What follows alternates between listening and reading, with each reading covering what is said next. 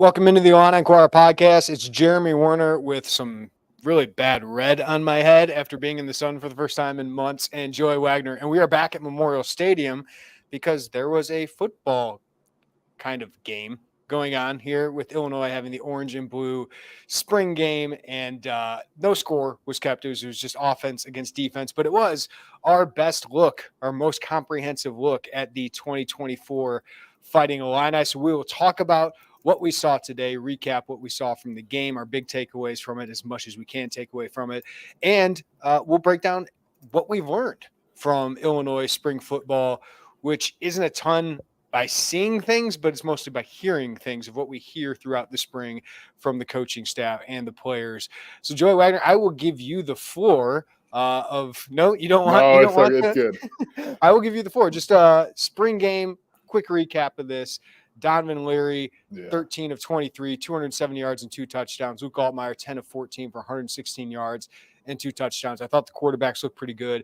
Aiden Lawfrey got a lot of touches, 11 carries for 70 yards. Also had 3 catches for 27 yards, including a touchdown grab on a wide-open wheel route. Malik Elsley, 6 catches, 85 yards and a touchdown, but I think he had about 3 drops in that game.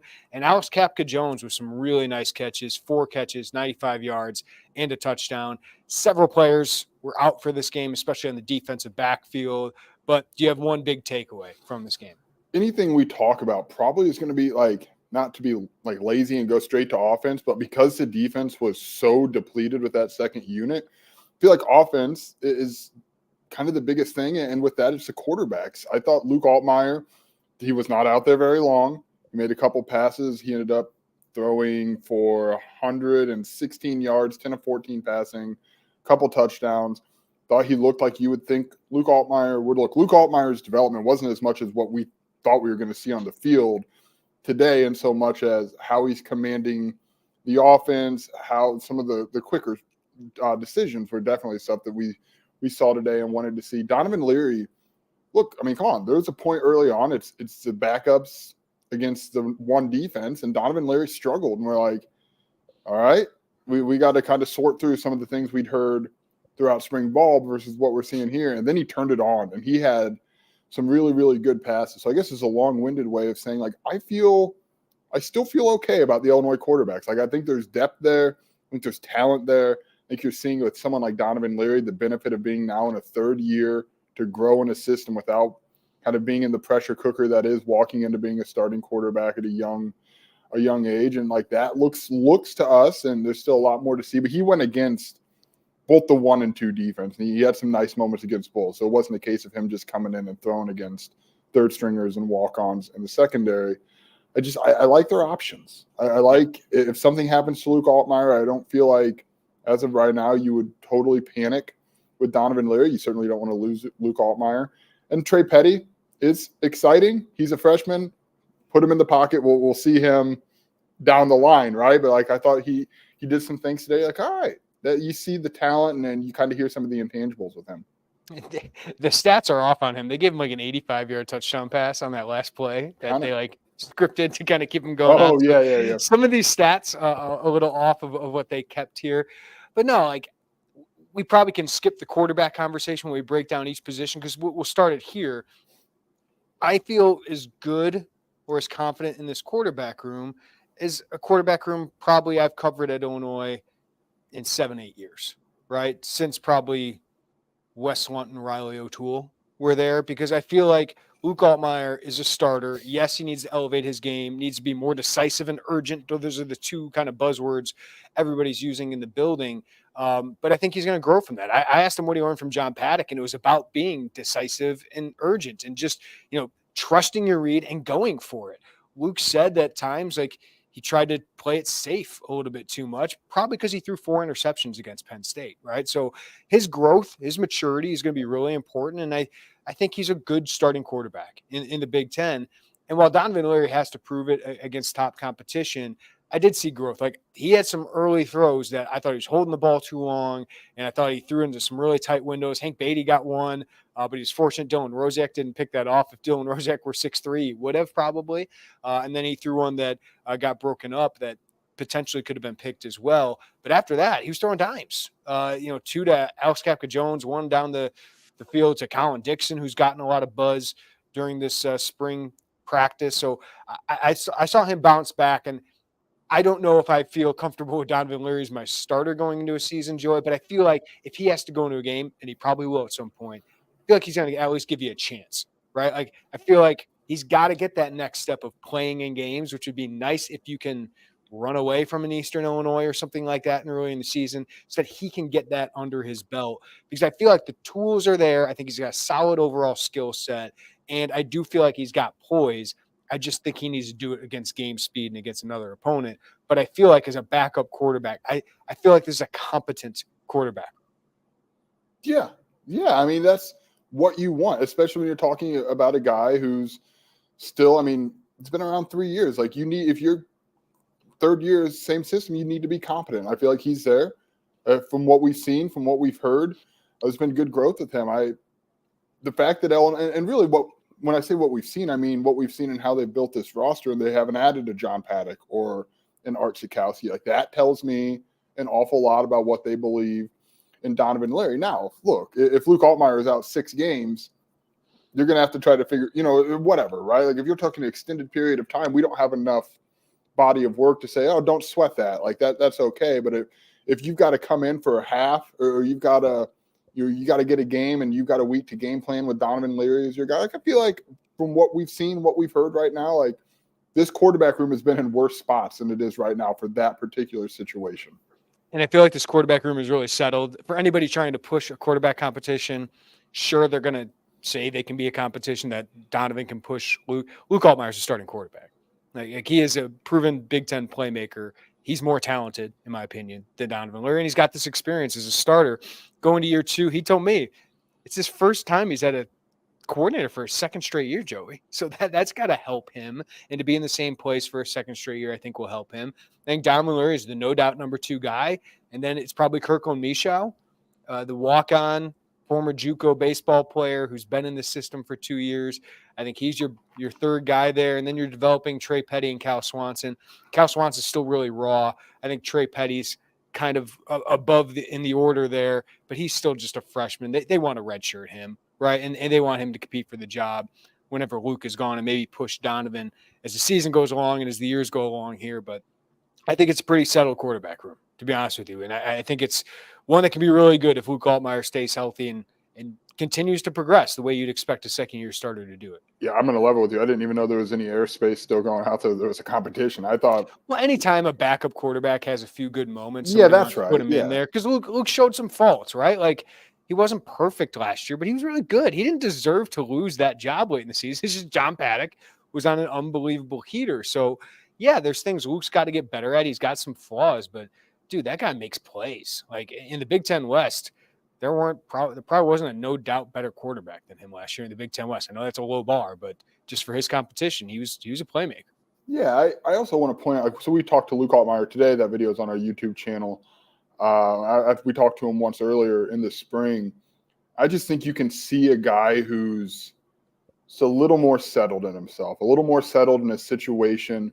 If that comes through with us, it leads me to believe it's probably coming through in other elements of his life. And he talked today about being intentional, just walking in the building, things like that. Like, Brett Bielema shared with us, Luke Altmaier backed it up, that he was invited to the Manning Academy for a 3rd straight year, and he wants to stay around here, and he wants to be with his guys. Like, I just think you're seeing him kind of grow into a little bit more of that, like, that quarterback leadership that we talk about at length, and maybe matters, maybe doesn't really matters if they're making plays, right? Like, that's a big thing. But I do think there's an element, and Brett Bielema and Barry Lunny have talked about wanting to see that next step. Just in our, I don't know, Jeremy, 20 minutes we've talked to him over the last month or so. Like, you can just, if you compare that to a year ago, you could just see a guy who's settled in. I think that's a big deal. Like, we're talking about a spring game where he threw against 2nd and 3rd stringers. So, like, you got to zoom out a little bit, right? And I do feel like that's a big step for him in his development here. Yeah, I think he's really good. I think he's got a good head on his shoulders. And now it's about, I thought one of his big issues last year was holding the ball too long. Like, I know the offensive line was an issue, but he owned some of those sacks too. We know the interceptions that he had. Like, he cleaned that up later in the year. But he still wanted to be aggressive. Like, I don't mind if you throw an interception every once in a while if you make a couple big plays as well. So I think finding that balance, finding that comfort. Well, I want to add, like, as you mentioned, like, we had the broadcast on today, and they said Luke Altmaier was like the most sacked quarterback, I think, in the Big Ten last year. I'm paraphrasing that stat, but he was up there. Luke Altmaier is responsible for a number of those too, right? And I think that's what you're talking about. When we say that, you see that stat and everyone just says, oh, the offensive line. And there were problems. There were absolutely problems on the right side of that offensive line last year. But Luke Altmaier would probably tell you, and I'm sure if I went back and listened to what he said when we talked to him in March, that he was like, some of those sacks are on his stat sheet, so to speak. And I think you want to see him alleviate and get rid of some of those. Just a few more quick takeaways, then we'll break down the rest of the positions here outside of quarterback. But I thought the wide receivers, Pat Bryant barely played in this game. He's a proven guy. If we set the expectation for Pat Bryant, I think he's a 700-plus yard guy, a guy who can get 10 touchdowns. I think he can compete for all Big Ten. So he played just a little bit and then got the heck out of there. But it gave those younger wide receivers a chance. And Malik Elzy, 6 catches, 85 yards, a touchdown. That's good. He also had 3 drops. And that was an issue last year. So he looks like the no doubt number 2 wide receiver to me, but he's got to get more consistent catching the ball. Probably needs to spend some more time on that jugs machine. And I think there's some route running things that he needs to be more consistent and be better in those things. But Brett Bielema made a good point. He's still a freshman. Like, he is still just a freshman. I know he's going into his sophomore year, but he's not had – this was his first spring ball, right? So he's only been on campus for almost a year now. So it's still young, but Illinois is counting on him to take a step forward. I also thought Ashton Hollins didn't have a great day today. He's had moments of spring. Sounds like it's been a group that's had a bunch of flashes. Sounds like Hank Beatty has been reliable, and he had a solid day today. Really good catch over the middle on that throw that I thought Dylan Rosiak was going to intercept. Mario Sanders has had a hamstring issue, and he didn't play today. So he played a little. He had a nice little one-handed catch there late, but yeah, I mean, Kanari Wilcher showed some flashes of speed. So like there are flashes there, Joey. It's just that group needs to find consistency, which isn't a surprise because it's a bunch of young guys who've been sitting behind Isaiah Williams, Pat Bryant, and Casey Washington the last couple of years. That's right. Colin Dixon, and a guy you mentioned him earlier on. He had that touchdown. He's been a guy that we've heard some buzz building about throughout the spring. We'll see. We'll see how many. I don't think there's going to be enough scholarships at the end of the day to add a receiver, but I think if the right opportunity came up, that might be something to look at in the transfer portal for another kind of a big guy outside with some speed. But it feels like, every year, and I know we're probably 2 or 3 months, probably maybe more than that ahead of this, is like, who's going to be the breakout guy? Who's going to be the guy that maybe you didn't see a lot of? I use breakout a little bit loosely, but like the guy you didn't see a lot of for the last couple of years who all of a sudden is in line for a lot of snaps. That's coming from that room. Right? How would you rank the options there?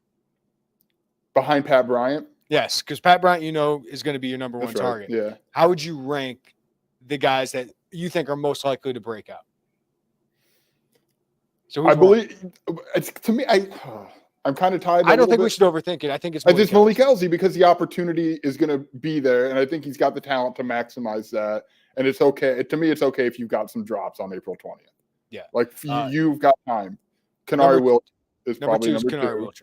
Yeah, and then I like 3 and 4 is some combination. This is cheating. I know you can pick one if you want. Some combination of Alex Capri-Jones and Colin Dixon, right? Like that to me is, if you're looking for a guy who's going to be rotational, be in that role, like it would be one of those 2.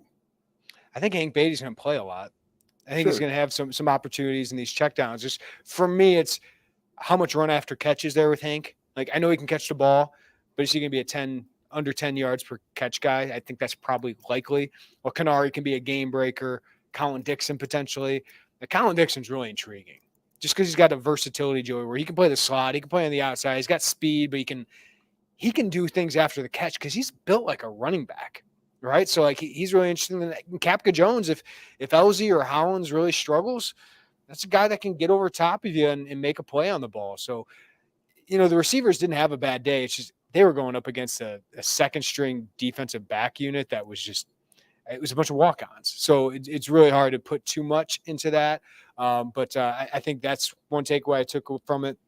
We'll get into the offensive line here in a little bit, but I thought they looked real. Like, I think the hype about them is real. We'll get into that here in a second. But the defense, man, like it's hard in these things, but they are banged up. Like, there's one healthy real linebacker that's going to play for them in Dylan Rosiak. Matt Bailey's out. Xavier Scott's out. Chase Canada's out. Like, all those guys could be starters in the secondary. They were all out. So Gabe Atkins and Seth Coleman looked really good, but, man, that defense looks really thin right now. It does. Like, if we're talking about the defense, like the defensive backs get kind of an incomplete for me right now because there's so many snaps that are going to be on the field in August that we didn't see today, and you'd rather miss this than fall camp for sure. You're right. The outside linebackers, that's what we thought. That's what we thought, especially going against the second string offensive line. You need those guys. You need that position group to be good. You need them to kind of be an anchor to what you're doing defensively. I thought Dennis Briggs had some moments kind of matched what we had heard throughout the course of spring ball. Looks like T.Rod Edwards, and right now Alex Bray, those were the guys running with the ones, the defensive linemen, kind of aligns with what we've heard. We'll see if that's a position that changes or they add to that room over the course of the next few months. But the front kind of was what we thought, right? And the linebacker and the secondary is an incomplete because there were so many snaps missing. All right, let's go down these position groups. Yeah. Anything more we got to add for quarterback? Luke Altmaier, starter, no doubt. Donovan Leary, backup, no doubt. Anything else we need to add to that group? No, I don't. I mean, I really don't think so. If you're looking for more beyond Donovan Leary, things have probably gone off the rails, right? I mean, that's every single quarterback room in the country. Yeah. All right, so let's go to running back. Aiden Lawfrey had a day, man. As we said before, 70 yards on the ground, 6.4 yards per carry. I also thought he gave him a receiving element that I thought was like missing at times last year. 3 catches, 27 yards, and a touchdown. I thought his offensive line in front of him was great, but he hit the hole and he made some yards after contact, made some people miss, Joey.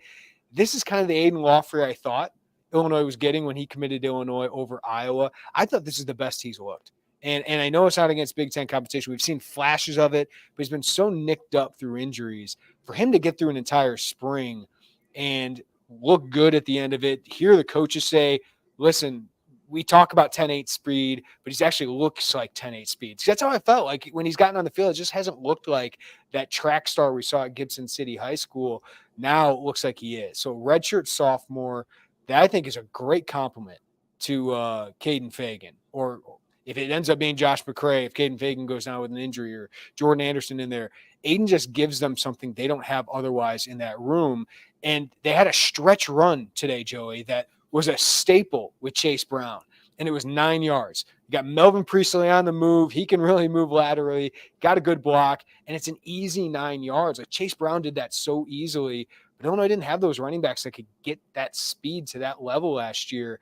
I think that's huge. So, like, I'm buying stock in Aiden Lawfrey is one of the top 2 backs on this team and can really be a top playmaker as long as he can stay on the field. Yeah, I'm with you. I'd probably lean more towards top 3, but we're splitting hairs at that point, right? Are you a Josh McCray? Because I'm putting Aiden over Josh McCray. I need to see the snaps reflect that. Like I think you're right, but I need to see that be reflected in the snaps.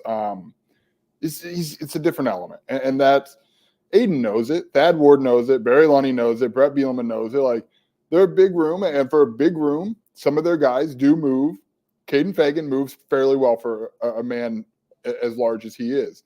He does not move as well and as fast as Aiden Lawfrey, and like that breakaway speed is really it's what we saw missing from this Illinois offense a year ago. It's what they need to do to continue to complement.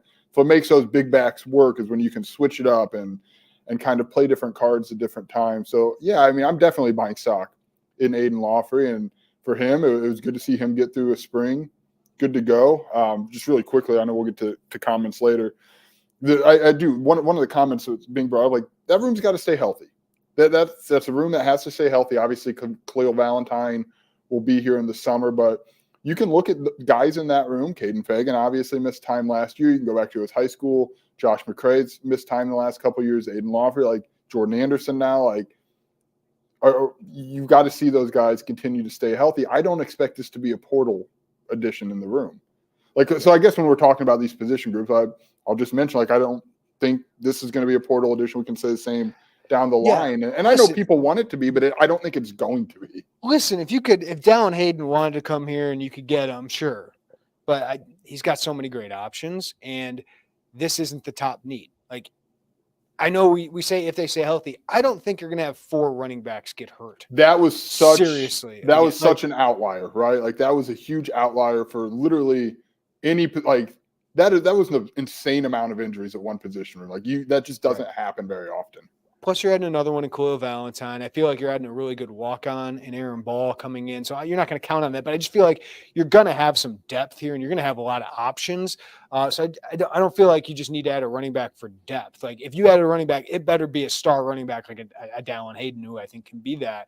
And I think he's got way too many options elsewhere that probably isn't very likely at this point. And they like Caden Fagan. I think they like Aiden Lawfrey. So as long as this group stays healthy for the most part, like those top 2, I think can be really good because I think this offensive line can be pretty decent as well. Anything else you want to add in the running backs? I mean, McCray got through spring healthy. I think that's really important. Today I didn't think he had great blocking, especially, some of the runs he had, like there's some disruptions and some missed assignments where he took some losses there. But I think we know what he is. He's a between the tackles guy. And I think for me, he's probably your 3rd option in that running back room. Yeah. When I say top, I think he's the 3rd option too. I just need to see that manifest on the field. I feel like we felt that before and it hasn't gone that route. Look, if he's your 3rd option, that's good. Like, that's fine. That's okay. That's not us trying to say like, we're not trying to, talk negatively about Josh McCray. Like, that's an okay 3rd option. You're okay there. It's just you haven't seen it in 2 years from him because of the injuries. That's right. Right? Yeah. Like, but 2 years ago when you saw it against Penn State and against Purdue where he's running for 140 yards, like that guy looked like a bell cow running back and like a number 1 running back. Just haven't seen it in 2 years. So I think the most important thing for him was just to get through a spring healthy. And he did that. All right. Let's we talked about wide receivers. I think we covered wide receiver. Anything else you want to add there? No, tight end. I'm curious. One more. I'm just when Mario Sanders is less limited, I'm curious what his role. Feel like he was limited with a hamstring injury. They brought him in for a reason. These guys had a lot of production at junior college. I'm just curious how he fits in that slot. The slot's the most interesting part of that receiver room to me, and I'm curious where and how he fits in. I will say, Brett said after this that he could have 4 to 5 scholarships to work with. If they have 4 to 5, I think they're getting a wide receiver. They're going to target a wide receiver. Now, what kind, how high quality of a wide receiver? Because it's going to be a very competitive market in the spring that some of these guys can command top NIL dollar. But I think, as you said, they want to add some more speed on the perimeter. Maybe another proven option to help compete with Malik Elzy, Ashton Hollins, and Alex Kapka-Jones. So I do think that's a position they'll look to address. Tight end, it's got a lot of flavors in there. You lose Tip Ryman. Tanner Arkin's just kind of this big bowling ball of a tight end. Looks like an NFL fullback. Yeah, and they like him. He's physical. I love they had a play. Luke Altmaier rolled out, just a easy two route read. He checked it down to Tanner Arkin for an 8-9 yard gain. I felt like they missed opportunities to do that with Tip Ryman last year because I felt like Tip after the catch was just a handful with how big and athletic he was. Just wasn't the guy that was going to get us a lot of separation and make catches down the field that often. But I felt like in that dump down game, he could have been used a little bit more. Cole Rusk, I thought showed a couple of good things. One was out of bounds, but he had a great catch out of bounds and then had a nice play where he broke a tackle, had one catch for 10 yards. Just gives him a little bit different of a flavor. And then Griffin Moore was hurt today. Henry Boyer was hurt today. But I think Arkin's solid. Rusk is the potential in that room, right? And I do feel like he can make an impact. And I thought he showed a willingness to block today. I think he's got to get a little bit better at it. But I like that they have some versatility in there. I don't think it's like an unbelievable tight end room unless Rusk has a great year. But I do feel like they have options that they can run different packages with those guys, especially when Henry Boyer gets back, because Boyer's just a monster. Yeah, I feel like they've got guys who can get the job done in that room. Are you going to have a Tip Ryman who, admittedly, the stats don't – like we're talking about replacing a guy, and if you look up the stats, you're thinking like, okay, right? Like whatever. But Tip Ryman had a lot of value to what he did, especially in the blocking game. I do wonder if that room has how close that room is to the mixture of what Ryman gave you, because he was a capable pass catcher. He could get downfield a little bit, and would have liked to see more in that out of him. And, he obviously as a blocker, we thought he was pretty good, and he graded out, okay in that regard. But do you have a guy who can get you close to blending those two things? I don't know, but I think you have a guy in Cole Rusk who can stretch things, right, and who can be that downfield guy, and that's what you didn't have a year ago. Tanner Arkin, probably sleeping on him, right? Just collectively, I think we probably should be talking more about him because I expect him to be one of the top 2 tight ends, and depending on what personnel they're in, a starter.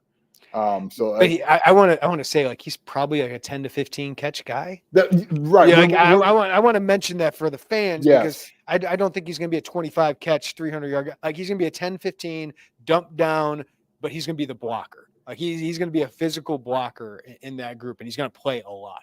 You're going to see a running back get a 15-yard gain, and when you watch it back, Tanner Arkin's going to have a block somewhere in that mix, right? Like, that's what the tight end position. I'm just reading a book about it now, just kind of the evolution of that position. Like, now when we hear tight end, we think, and Brett Bielema and Barry Lunny have developed these too, right? But you're thinking like all of these catches, all of these yards, like your Travis Kelce's, your Tony Gonzalez's, right? Who can get down there, Jeremy Shockey's.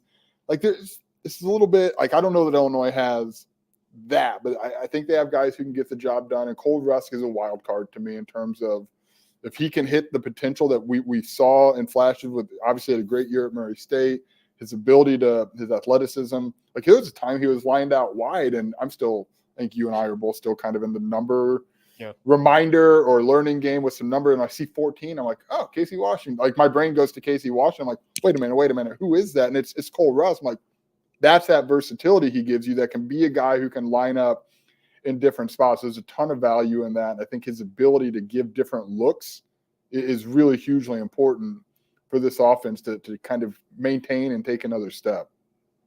All right, let's get to the offensive line, a group that has gotten a lot of buzz out of this staff. And I think you and I have realized after what happened last year, the disappointment last year, that this staff has lost a lot of some credibility with fans when they hype up their guys. But I can say that Illinois felt good about its best 5 players for the most part, especially their best 4, but they did not feel as good about their depth going into last year. Of course, the Zyre Chrysler experiment did not work at right tackle, and now he's back at guard. But there's a lot of optimism about what this offensive line is doing, not just the top 5, Joey, but maybe 5 through 10. That the first 2 groups are pretty dang good. And I think if you're 8 to 9 deep in the Big Ten, you're feeling pretty good if you can play those kind of guys. I thought the starters looked great today. And listen, I know you're going against backups. You should win those. But the backups aren't terrible here. Like, Sledge is a part of that backup group. Ezekiel Holmes, who's in his 7th year, is a part of that backup group. Daniel Brown was a part of that. So there's some decent players. I thought J.C. Davis at left tackle was dominant today. I thought Josh Gesky looked good. I thought Josh Kreutz looked phenomenal today. Zy Chrysler looked good. And Melvin Priestley, man, he's a shorter right tackle, and that's your starting group from left to right there. But that guy can move. He's got power. So, yeah, they got to show it against a Big Ten starting group. But I think J.C. Davis was the biggest offseason addition that they've made. And I think they could actually upgrade at left tackle, which is crazy because you might have a guy who gets drafted from there, from Julian Pearl. But I am really high on J.C. Davis. I thought Kreutz and Gesky, it sounds like they've made a big jump. And then, Priestley's been better than they thought he'd be. Zy Chrysler's at his natural position where he's played pretty well the last couple of years. And then if any of those guys struggle or get hurt, Joe, you feel like Brandon Henderson has the talent to play. Kevin Wigginton started games for a Big Ten team last year in Michigan State, and I thought he looked really solid doing it. Then you got Hunter Whitenack involved in there as well. Desmond Schuster sounds like he's performed really well after missing last year with a medical issue. So we're talking about like 8, 9 guys there where I don't know if they're all great, but you feel like you can put them into a game and survive or actually play pretty well. So after watching what I saw today, I'm a believer in the hype about this offensive line that's in a better spot 1 through 8, 1 through 9 than it was a year ago. I agree with all of that. I do. If you're going to try to pick a flaw or a question mark, I would say I still wonder about right tackle, as we did a year ago, until we see Melvin Priestley. We talked about the holding penalties, like those are a real thing, but I trust Bart Miller to coach those out of him with as many months as he's had with him from January through ultimately August and into early September to coach those out of him. Like Bart Miller's a good offensive line coach. I feel like he can do that. But that would be, if you got to find a question mark, I would still say it's that. But otherwise, I like what they've got down the line. J.C. Davis, in the non-quarterback division, Jeremy, how far and away do we think he is versus any other portal edition of the Bielema tenure? Because I'm not sure that I would think it's that close. Hasn't played a game yet for Illinois. I know. But look, no. you can go back to his New Mexico stuff. Like, this isn't the guy who's done nothing at the Division I level. Pro Football Focus had him as like a top 250 draft prospect in this draft. And I told that to him when he first got here. He's like, wait, I was? And it's like, well, good thing you didn't know that, because maybe he wouldn't have come to Illinois, but he probably still would have, because maybe he gets drafted, maybe he doesn't at that spot. But I think he's a guy that, if we're building who gets drafted next year at this time, Seth Coleman and J.C. Davis would be the top of my list. Pat Bryant potentially as well. Like, those are my top three guys. Yeah, so he is one of the biggest additions outside of Luke Altmaier, outside of Tommy DeVito during the Brett Bielema era, for sure, because how hard is it to find a plug-and-play left tackle and just take people behind the scenes? Somebody from the Illinois staff told me, we're really lucky we got him. Like, probably should not have gotten a guy who's that good. That's what they think about him. So to add that out of the portal, yeah, like he could be. I think he's a guy that could be in the all Big Ten kind of mix. I think he's a guy who could get drafted. I agree with that. So I understand where there would be hesitancy depth wise, like to buy into the word. I get it. Like I get how rough those first 2 weeks were a year ago, and really how long it took for that kind of to stabilize throughout the season. But I just think objectively, if you look up and down, it's Jeremy. We've covered. Go ahead. I watched 3 games of Kevin Wigginton of Michigan State's games last year, including against Ohio State, where he's going up against Michael Hall and all these ridiculous players, and he held his own. I thought he was really solid against them.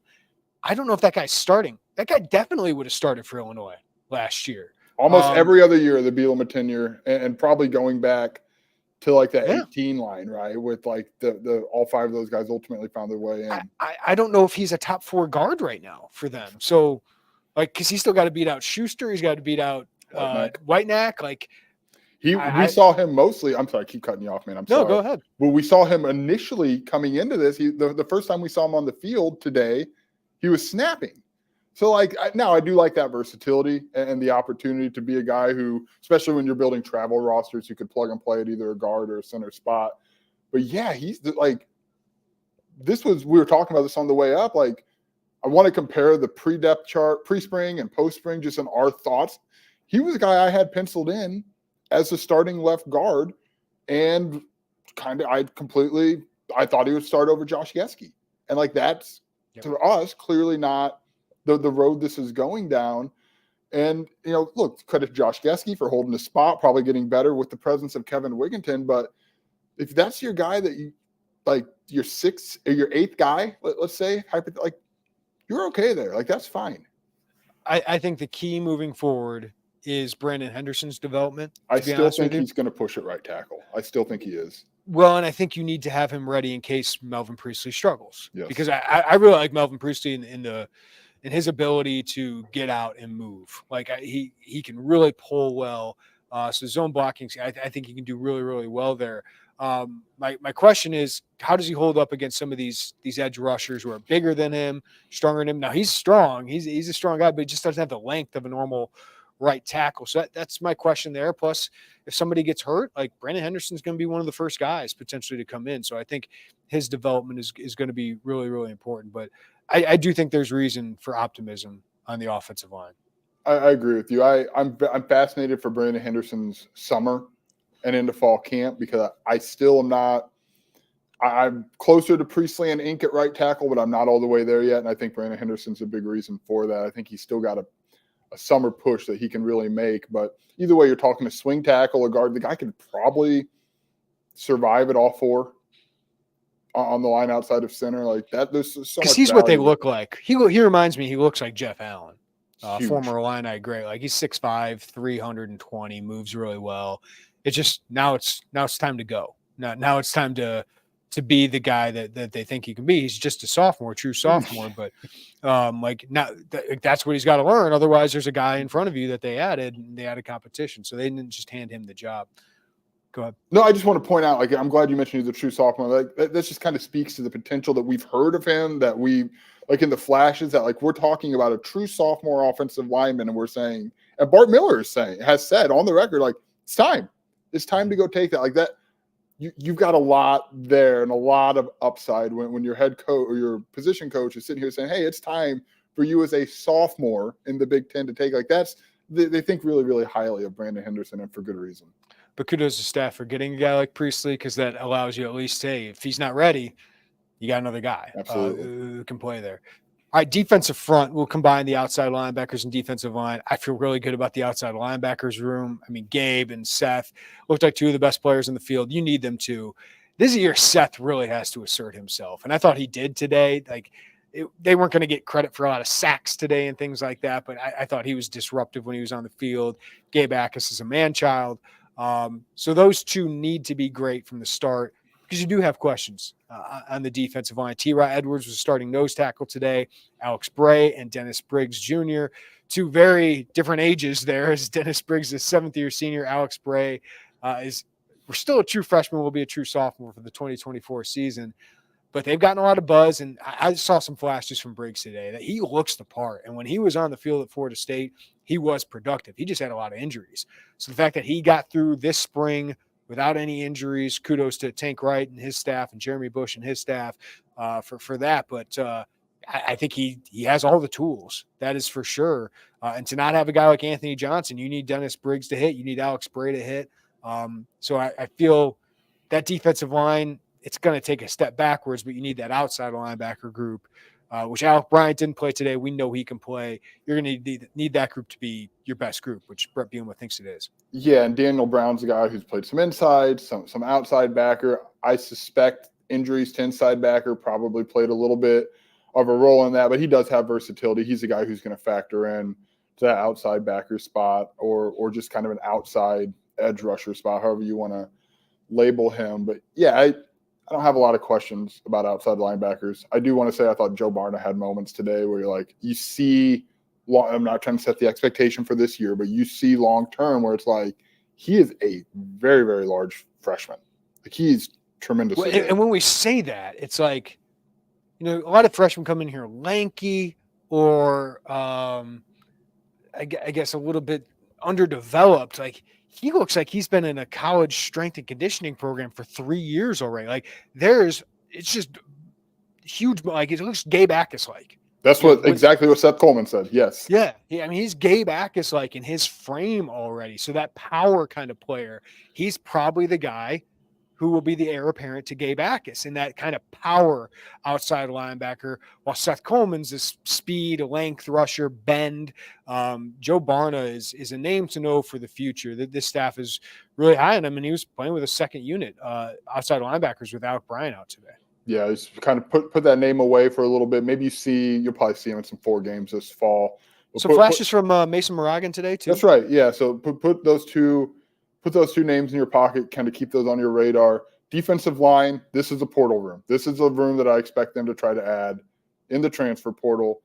Dennis Briggs, you're right. Like, production's never been his issue. It's been staying on the field, and comes to Illinois and get through a whole spring. That's good. I thought he did stuff today and matched some of the words we've heard just in our limited viewing of him here. Alex Bray's gotten a lot of hype. He's one of those. He's still a sophomore. You see a lot of potential with him. You want to see how that translates to the fall. I do wonder about depth, Jeremy. I do too. That's a position that requires depth, and I wonder how much of it they have right now.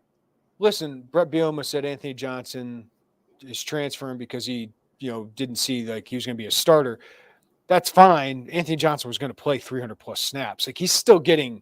Look at the offer list on his Twitter page right now. Like, he's still getting Power 5, big time offers, Big Ten. I saw SEC offers for this guy because he can be a rotation piece at the very worst. That was a loss. You need to go replace that now in the transfer portal. So defensive line, and cornerback for me are the definite high needs, because I think Anichi Sledge, I think is going to be fine as a rotational nose tackle. I feel good about your nose tackles because Terrence Jameson's done an unbelievable job with Denzel Jackson, Calvin Avery, T-Raw. I think they'll be fine. Sledge is a really impressive human physically. Jeremiah Warren, I'm really intrigued by. Looks the part, is going into his redshirt freshman season here. But, man, if you have an injury up there, all of a sudden you're throwing probably Angelo McComb or Eddie Turk or Demetrius John into your two deep, and that's not going to go well in the Big Ten. As good as those freshmen probably can be, I know they're really high on what McCollum has shown this spring, and Brett mentioned Turk after practice here today. Turk also a large guy. Like we talk, it's weird when it's quick. Like when we talk to these guys, it feels like you've talked to Eddie Turk. Like there's been recruitment updates on Eddie Turk for like a decade now. Like when you see them on the sidelines, you're like, oh yeah, like sure, he's a big guy. Then like I feel like he looks so much larger today than we saw him at any point. And obviously he was here right all winter for conditioning, and he had the pads on the whole nine. But he impressed me physically with how he looked. But you need another experience piece. Like right. they got to go get one. Yes. They got to go another experience piece in the defensive line. For me, the outside linebackers make you feel better. I think T-Raw Edwards and Briggs being veterans make you feel better. Like right now, I think you're hoping for competent on the defensive line. I know that the coaches are talking like it's going to be better than that, but I still got to see it. Like it's one spring game. You're not sacking quarterbacks. I'll go back and watch the film, but I wasn't like, oh my gosh, this defensive line, like Johnny Newton was on the field. You felt it. Like it's going to be a change. So I feel like the outside linebackers have to pick their game up to help lift those other guys. But if you get one more piece, I'll feel good about you have a decent rotation. Yeah. And again, at that position, the way we've seen, like Johnny Newton was an anomaly. You're not getting all of those snaps out of a defensive tackle probably again, right? I mean, you played so many. So you're going to probably need a more by committee approach to replace Johnny Newton in particular, just from a snap standpoint. A true rotation, yes, which is what most teams do is they play guys like 300 to 500 snaps. Like no defensive lineman goes 700 snaps except for Johnny Newton. Can we look back and say how unfreaking believable that was, how many snaps he played? And it wasn't like in the fourth quarter he was laboring either. That was that's when he was playing his best. It's, really quickly, the pro day last week, I was trying to write this in the story. I couldn't figure out a way to do it. It wasn't that good. One of the coaches, you remember, I think it was a Colts scout, said, Johnny, get some water. We're not trying to kill you here. And he goes, I'm fine. And it's like, that is the most Johnny Newton thing, because I don't get the sense that he was remotely tired when that coach said that. It's like, oh my God, like he really could play a lot of snaps and play a lot of football in short order. Do we have anything to add about linebackers? Like Dylan Rosiek is a playmaker. We saw it last year. I feel good about him. I think Kenenna Odeluga, when he's healthy, will be good. He showed it last year. He's just a dynamic pass rusher from that position. His next step is being a 3-down linebacker. James Crute's going to play a big role. He's been out. So him and Odeluga have been out. Ryan Mead's been next up in that group. So, listen, it's a position that they usually only have one on the field. Malachi Hood was out for the spring. JoJo Hayden got snaps. There's a lot of walk-ons in that room. It's going to be Rosiek, Odeluga, Cruz, guys we know pretty well. So I feel like it's a solid linebacker room. I don't know if I have a lot to add after today. I don't have a lot more. Just the Daniel Brown element, just in terms of versatility, I think he can give you something there. I do ultimately think he's going to end up more with the outside linebackers come fall, and some of those guys get back. But no, I kind of feels like we're cheating here. I got nothing, man. Yeah, it's a group with like low scholarship positions, usually only one, maybe two on the field at a time. Okay, let's get into the secondary. Do you have anything for them? Got thoughts. There's some interesting talent there. Like there's interesting talent. Like Sabur Kareem, he's so long. He's such a smooth athlete. Struggled to tackle a little bit today, but he tried to light Kanari Wilcher up and almost gave up a touchdown for it. But he played like that strong safety role, which he was so rangy. He had a couple tackles for loss today, so I feel like he can really read things. So I think that was really encouraging. Macro Sedich, Brett Bielema cannot say his name enough during this spring, so they really like him in that free safety role. So there's guys in here that, Jaheim Clark, I loved his film as a prospect. Caleb Patterson looks the part, and I thought he had a strong day. today among all the defensive backs. I am a huge fan of Vernon Woodward. He's going to need a year to develop, but there's some really interesting talent, but there's so many question marks because none of these guys are proven. Like Miles Scott, we saw start games last year and play solid. Matthew Bailey, I think, is probably the best player in that safety room. Of course, he's been out with an injury. Xavier Scott was an all Big Ten honorable mention guy last year. He was the best secondary piece you had last year. He was out today. The depth was bad here today with Zachary Toby leaving. Chase Canada was out. Chase Canada was out, and he's potentially in line to compete for a starting job at cornerback. So I don't feel any better about this room based on what I've seen, based on what I've heard. Like Aaron Henry, I think, likes his talent, but it's not proven. And even he has to say it's not proven. They have to go get another experienced piece here, especially a corner. Yeah, I think specifically a corner. I'd be okay with them riding the safety wave into the season. I think they're okay there. Corner, I think you've got to go get a guy who can come in and push for one of those spots because we kind of learned a little bit. We haven't potted to talk about the week, and we've written it or maybe posted on the boards a little bit. I think Xavier Scott moves outside. I think there's a huge need for him to move outside. He's bigger than Tyler Strain. I think those two flip-flop as it stands today. Could that change with a potential addition? Yes. But I think Xavier Scott would be a guy that you would want out there because he's probably one of your better corners right now. You're gonna have a stock risers piece come out tomorrow, and Tyler Strain, who's a redshirt junior, I believe, right? Yes, redshirt junior. He was in Lovey's last class, like that signed, I believe, after yes. Lovey got fired. On my scholarship chart, he's a redshirt junior. Yeah, I forget the years. So he's kind of a breakout based on what the coaches are saying. He's really fast. We've seen him play a lot. 2 years ago, like him playing at Michigan, I thought he was pretty good. Like towards the end of the year, I thought he was pretty good. Ups and downs last year, but he played on that outside corner.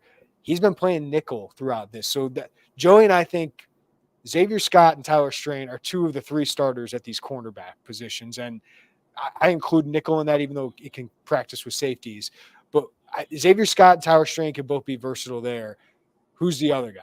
Who is the other opposite corner? Is it Chase Canada? Is it Caleb Patterson? Is it Jaheim Clark? Is it transfer portal guy? One of those, right? I mean, those are the players we're talking about here in terms of that other corner spot. I do wonder, like, how much that's going to be a rotation as you just try to find the best pieces for that. I don't know, but those are the major players at that spot. Caleb Patterson was interesting when they got him. Like he physically looks good. If you remember the Iowa game, I believe he missed a fit that led to a game-winning touchdown. That wasn't great, and didn't see a ton of him a year ago. I'm really intrigued by him just because I think physically he's got a lot of things you would really like out of a corner. Jaheim Clark, kind of speed guy. Aaron Henry talked about that. Chase Canada, we don't know a ton. We've seen JUCO film, right? Like we've got to see. I wish we would have been able to see him today because I'm curious about him. But yeah, you got to add a piece. You've really got to add a piece. I was looking up really quickly, Jeremy, talking about Tyler Strain. The Nichols had in the past worked a little bit with the corners and a little bit with the safeties. And Aaron Henry said he's my secret weapon. It's the best spring ball he's had outside and inside. He's my Swiss Army knife a little bit. He's going to be a very important piece. And he talked about how he meets with the safety room a little bit. And that right there kind of ding, ding, ding for us that, hey, he's probably a nickel. It probably fits him better physically. Now, you got to see if you can get some upgraded Xavier Scott, just to have a piece like Xavier Scott to be able to say, you go outside corner, you can go nickel. That's a big deal, but I don't know that you can get into fall camp without adding someone. I just don't. I'm concerned. I have concern, Joey, about the secondary. Sure, yeah. Yes, I think they're going to – I think these guys who played last year are going to learn from it. I think they'll progress. But there's a lot on Aaron Henry here in both getting someone else potentially to add to that room, to develop these guys. Let's be honest, Zachary Toby we thought was going to compete for a starting job. Now, didn't seem like he had that starting job, and that's part of why he went into the transfer portal. But we saw flashes of what that kid could be at 6'2", 190. I thought he had a really bright future, so that was a loss. and you've only added one piece to a secondary that struggled immensely late last season. Part of that was due to injuries, but part of that was just because you didn't have the right pieces there. So there's a lot on him, not only to improve the calling of the defense and putting his guys in better position to succeed throughout the defense, but in developing the secondary, and then finding a defensive backs coach who can help him out and help get the most out of these players despite not being here this spring, which Brett Bielema said today. He's got 28 candidates on his list. He's going to make a hire by mid-May. All right. I mean, at this point, I'm like, there's too much coaching stuff at this moment, like the University of Illinois. Well, it's another factor with this secondary. Like it is. I mean, Kevin Richardson is a former Brett Bielema player. He's been on this staff for all but one season with Brett Bielema. He came back, and now he's helping coach that DB's room. So I feel like he's like that's a great piece to have as you've gone through this transition. But you're going to have another new voice for those guys. So it's just another variable that you don't like adding, middle of a year to a defensive back group that has to make strides. Yeah, hold on. All right, we got to point this. We were talking about the secondary. Someone said part of that because they didn't play the young guys in 22. Of course they didn't. The last thing in the world I'm doing is taking Quan Martin, Devin Witherspoon, or Sidney Brown off the field when you're trying to win the Big Ten West. Of course you're not playing the younger guys in 22. Why would you? It's the same conversation. You should have played Dre Gibbs-Lawhorn more over veterans. Like, I get it. Doing here? Those minutes are valuable. They were trying to win the Big Ten West. You had 3 draft picks. That's right. You're not taking those guys off the field. Goodness gracious. Yeah. All right. Specialist, David Alano, it's your job, man, at kicker. Looking forward to it. No competition, by the way. I don't believe there's any competition there. No, Brett Bielema said he's made every field goal within 45 yards. He did miss one into the wind within 45 yards today, but that wind was insane that he was kicking into. And Hugh Robertson had a back issue. Listen, it happens when you get to your 30s, Hugh. It happens. But he's the no-doubt punter. But it sounds like Declan Dewey's made some strides. Yeah, I think consistency was the thing with Declan Dooley. I talked to Robbie Disher about that last week. The dude's got a leg. I mean, he has got a huge leg. I probably didn't always display itself today when he was kicking into the wind. He's got a really big leg. It's just got to be consistent. The good news, and Robbie said, like, hey, punters take a little bit more time. If you're talking specialists, that knocking out that consistency piece takes a little time. So there's value. I thought Hugh Robertson has stabilized a lot. He's been a guy who's gotten a lot of criticism, especially in 2022. He earned a lot of that criticism. He's been a little more consistent probably than people want to give him credit for. Yeah. Bill said he just saying that they didn't play because they were so good. So we'll give Bill credit for that. All right, Bill, that's on me. Tyler Strain did play because they had. Remember how many injuries they had at the end of the year? Taz Nicholson played at Michigan. Yeah, Tyler Strain played a lot. Matthew Bailey played a lot. The bowl game. Xavier those guys Scott, all got to play. If I'm not mistaken, got in the 22 year. Yeah, and at Michigan he struggled a little bit because he got thrown into the fire. So some of those guys did play, and I think that helped them. But a lot of those guys that were playing last year were like freshmen, right? Like Zach Toby getting thrown into the fire like he did. Elijah McCantos, got thrown in the fire like he did. So those guys did struggle when they got in. The Matthew Bailey injury was a killer for them. Taz just kind of lost his mind a couple times. That really hurt them. I thought he was solid in coverage when he wasn't committing penalties, but the penalties were a huge issue, and they just were not prepared to handle all those things. So any final thoughts, Joey, before we get out of here? Any final thoughts from spring ball? Wish we had seen more. Sorry, I do, right?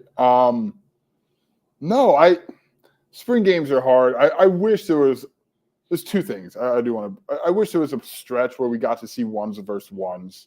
Like, just give me give me 2 or 3 drives of ones versus ones to let me see what we're looking at with that. And then 2, I would like to see like a probably more suited in fall camp, an FCS scrimmage, like a scrimmage against an FCS team. Like, give me something different so I've got a frame of reference, and it's not we're watching Donovan Leary or Luke Altmaier, and no disrespect to the walk-ons in the secondary, but like I'm not getting a great read on that.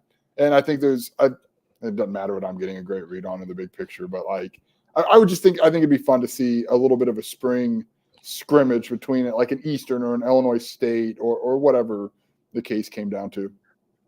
My final thoughts. I feel like this offense is going to score points. Like, as long as the young playmakers mature and find some level of consistency. I think you have the quarterback, offensive line. I feel like there's enough talent at those skill positions. And I'll be honest, I like Barry Lunny. Like I think his scheme works. So I think the offense can be good. I have huge questions about the defense. And how could you not after last year? How could you not after the transfer portal? They've made some additions, but they already lost one of them. That was a big one. They lost Zach Toby to the transfer portal. Haven't added a guy in the secondary quite yet. That's going to happen. But that's where my questions are. So as they have 4 or 5 scholarships, I think one's going to go to a wide receiver, but I wouldn't mind adding 2 DBs and a defensive lineman. Like I just think they need more help there. And there's going to be a lot on this new look defensive staff. You've brought in for Aaron Henry and Terrence Jamison. I think we think the world of JMO as a developer of talent. Aaron Henry, I do believe in him as a leader. He's got to grow in his second year as a play caller. But now you got Archie McDaniel, who's a really impressive guy, a linebackers coach, and Clint Sinham, an outside linebackers coach, a former second-round draft pick at the position. Got to get the most out of Gabe Akis and Seth Coleman this year. That's going to be huge for this defense. So for this defensive staff that's going to add another guy here within the month, like they need to take a step forward. And I still have huge questions about that. What is a reasonable – when we say a step forward, they're 61st defensively in yards per game or scoring? One of the two. They're 61st last year. They're 69th in scoring. So 61st in yards. What is nice? What is reasonable for you? Are we talking high 30s, low 40s? What does that do for you? Like, what does that do for this team, right? That feels like the target window. Yeah, because I heard Jay Lehman say it on the BTN broadcast as we were listening to it in the press box. Like, it's time for the offense to get into scoring 30 points, which I agree with. Like, that is the next step. And a lot of those things were just short yardage, goal line. Like, you get a couple of those things, I feel like there's some explosiveness to this offense. So I thought there was some big playability last year. It was more just about finishing drives, being more consistent with your drives. So I feel like it's the little things with the offense. But defensively, yeah, like be a top 50. Be a top 50 defense.